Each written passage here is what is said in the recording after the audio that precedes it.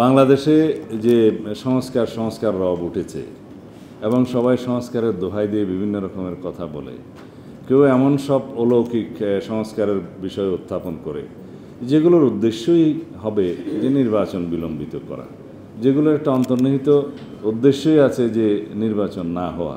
কিছু কিছু সংস্কারে এমন সব প্রবক্তা আছে বা সংস্কার বাস্তবায়ন নিয়ে এমন সব প্রক্রিয়ার বিষয় উত্থাপন করেছে, তাতে করে মনে হবে যে নির্বাচন না হলেই তাদের জন্য ভালো। যতদিন ক্ষমতা দীর্ঘায়িত করা যায় কারো কারোর জন্য সেটা সুখের বিষয় বটে, তবে অনির্বাচিতভাবে অজনপ্রিয়ভাবে নির্বাচনে ছাড়া যে ক্ষমতায় থাকা খুব বিপজ্জনক, সেটা আমরা বোঝানোর চেষ্টা করেছি। বাংলাদেশের মানুষ বিগত 17 বছরে ভোটাধিকারের জন্য সংগ্রাম করেছে, গণতান্ত্রিক অধিকারের জন্য সংগ্রাম করেছে, সাংবিধানিক অধিকার প্রতিষ্ঠার জন্য সংগ্রাম করেছে। আমরা নির্যাতিত হয়েছি, নির্বাসিত হয়েছি, কারান্তরীণ হয়েছি, আমরা আয়না ঘুরে থেকেছি কেবলমাত্র আমাদের অধিকার প্রতিষ্ঠার জন্য, এদেশের জনগণের অধিকার প্রতিষ্ঠার জন্য। আমাদেরকে যদি এই অধিকার প্রতিষ্ঠার জন্য আরও অবিরত সংগ্রাম করতে হয়, সেটা আমাদের জন্য একটি দুঃখজনক অধ্যায়। আমরা চাই যে মানুষের ভোটাধিকার প্রতিষ্ঠিত হোক খুব শিগগির, গণতান্ত্রিক প্রক্রিয়ায় আমরা চলে যাই খুব শিগগির। আমাদের যে ডেমোক্রেটিক ট্রান্সফরমেশনের জন্য আমরা অবিরাম কথা বলে যাচ্ছি, সেটা যেন খুব শিগগির শেষ হয়। আমরা অতি দ্রুত একটি জাতীয় সংসদ নির্বাচনের জন্য অতি অবশ্যই ডিসেম্বরের মধ্যে আমাদের সমস্ত যুক্তি উপস্থাপন করেছি, সেটা আমরা আশা করি মাননীয় প্রধান উপদেষ্টা বিবেচনা করবেন এবং বাংলাদেশে যে রাজনৈতিক অস্থিরতা সৃষ্টির জন্য অনেকে পায়তারা করছে, ষড়যন্ত্র করছে দেশে এবং বিদেশে বসে, সেটা বন্ধ করার একমাত্র উপায় হচ্ছে একটি নির্বাচিত রাজনৈতিক সরকার প্রতিষ্ঠা করা জাতীয় সংসদ নির্বাচনের মধ্য দিয়ে।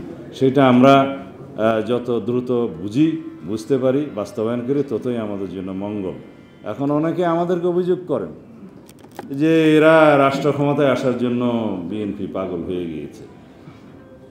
ভাই, বাংলাদেশের মানুষ যাকে পছন্দ করবে, ভোট দিবে যে দলকে, তারা নির্বাচিত হবে এবং নির্বাচিত হয়ে মানুষের মতামতের ভিত্তিতে, ঐক্যমতের ভিত্তিতে সরকার পরিচালনা করবে। এখানে আমরা কি কেউ শপথ করে নিয়েছি বা আমরা কি কেউ জ্যোতিষী যে অমুক দল আসবে? হ্যাঁ, জনগণের মধ্যে একটা মনোভাব আছে বা একটা জনমত আছে যে বিএনপি হয়তো মেজরিটি পাবে, কিন্তু সেটা নির্বাচন হলে না পরে দেখা যাবে।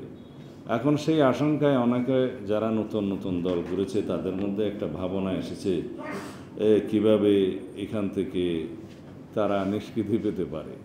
কিন্তু গণতন্ত্রে যদি আমরা বিশ্বাস করি, আমরা যদি ভোটাধিকারের কথা বলি, আমরা যদি নির্বাচিত রাজনৈতিক সরকার প্রতিষ্ঠা করতে চাই, তাহলে নির্বাচনের তো কোনো বিকল্প নেই।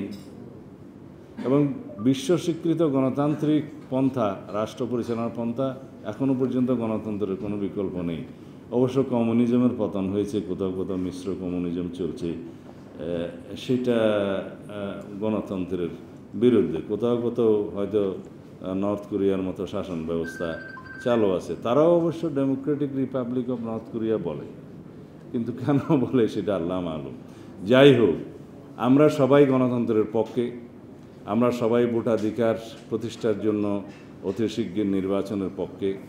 আমরা এমন একটি যুক্তি খুঁজে পাই নাই, যে একটিও কারণ নাই যে কারণটা দেখিয়ে ডিসেম্বরের পরে নির্বাচন হওয়া যায়।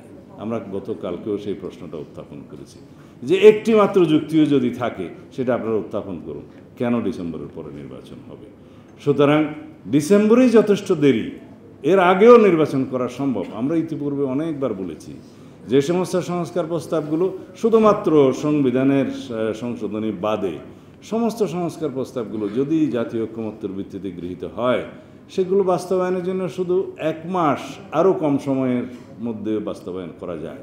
কিছু অর্ডিন্যান্স জারি করতে হবে, বিভিন্ন আইনের ছোটোখাটো সংশোধনী, আর কিছু নির্বাহী আদেশের মধ্য দিয়ে, এমনকি কিছু অফিস আদেশের মধ্য দিয়েও কিছু কিছু সংস্কার পরিপূর্ণ করা যায়।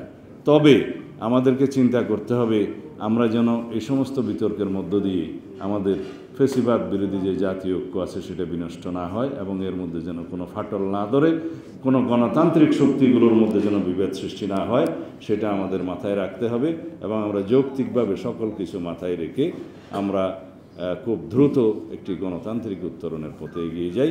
এই হচ্ছে আমাদের কামনা, এটা জাতির প্রত্যাশা, জাতির কামনা।